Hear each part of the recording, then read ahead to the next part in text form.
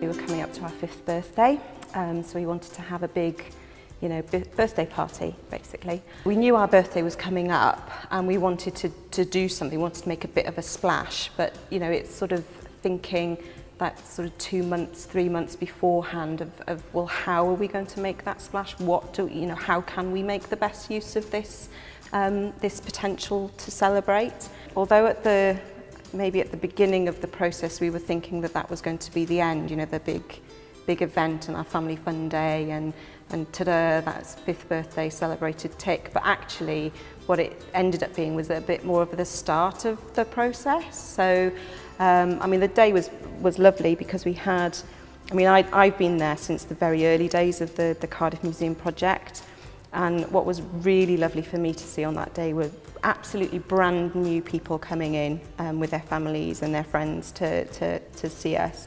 But then there were a lot of the volunteers who'd been there on day one coming back to see us, and some of our Dinky Dragons participants who come every month.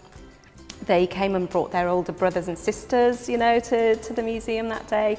So it was just a really lovely, feel-good day. We're a small museum, so we don't have a lot of marketing budget, so it was really quite important for us to utilise the strengths that we have. We did an awful lot through social media, which then had, through the retweets and the shares, sort of a bigger impact than just we would have had.